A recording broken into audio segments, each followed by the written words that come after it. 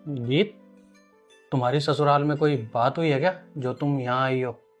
क्यों भैया, ये मेरा ही तो घर है, क्या मैं आ नहीं सकती? अरे वो, तुम 7 दिन से यहाँ हो, कोई बात है तो बताओ ना हमें। हाँ हाँ बेटा, बताओ कोई बात हो तो। हाँ, वो कल पड़ोस वाली भी कह रही थी कि गीत को आए हुए बहुत दिन हो गए, कोई बात हुई है क्या? और आपको तो पता ही है ना कि पड़ोस वाले तो लोग बातें ही बनाते हैं। भाभी, पड़ोस का तो पता नहीं, लेकिन मुझे ऐसा लग रहा है कि मेरे आने से सबसे ज्यादा तकलीफ आपको ही हुई है। गीत, ये क्या तरीका है बड़ी भाभी से बात करने का? पापा, अरे ठीक तो कह रहे हैं वो, सबको चिंता होती है तुम्हारी। चिंता? सही कह रहे हो पापा, इन सबको तो मेरी बहुत चिंता हो रही है, तभी तो खटक रही हूँ मैं इनको इस घर में। मैं तो भूल ही गई थी कि ये घर मेरा नहीं रहा अब। अरे तो क्या हुआ अगर मैं इस घर में पैदा हुई, यहीं पली बड़ी और यहीं से शादी करके विदा हुई? लड़की पराया धन है, लेकिन ऐसा कोई दिन नहीं गया जिस दिन आप लोगों ने मुझे ये एहसास ना कराया हो। लोग कहते थे कि मेरी माँ नहीं है, मैं कहती थी माँ नहीं है तो क्या हुआ, दो दो भाई हैं, भाभी है, मेरे पापा है। मैं हमेशा यही सोचती थी कि जब भी मैं घर आऊंगी आप लोग मेरे घर आने का इंतजार करोगे, खुशी खुशी मुझे गले से लगाओगे, लेकिन मैं गलत थी और हमेशा गलत थी।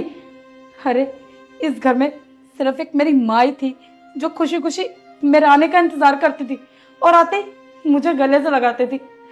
सही कहा है किसी ने, माँ का ना सिर्फ माँ से ही होता है। और पापा, यहाँ तक ना आप भी कभी माँ की जगह नहीं ले सकते, क्योंकि पापा के आगे पा आता है और मायके के आगे माँ, इसलिए माँ से ही मायका होता है। और जब से मम्मी गई है ना, मेरे इस घर में कोई कदर ही नहीं है, ना मेरी फीलिंग्स की और ना मेरी कोई सुनता है। हर टाइम मुझे ये एहसास कराया जाता है कि ये घर मेरा नहीं है।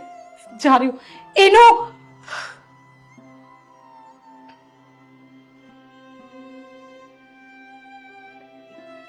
पापा, मैं जा रही हूँ, और कल माँ का जन्मदिन है।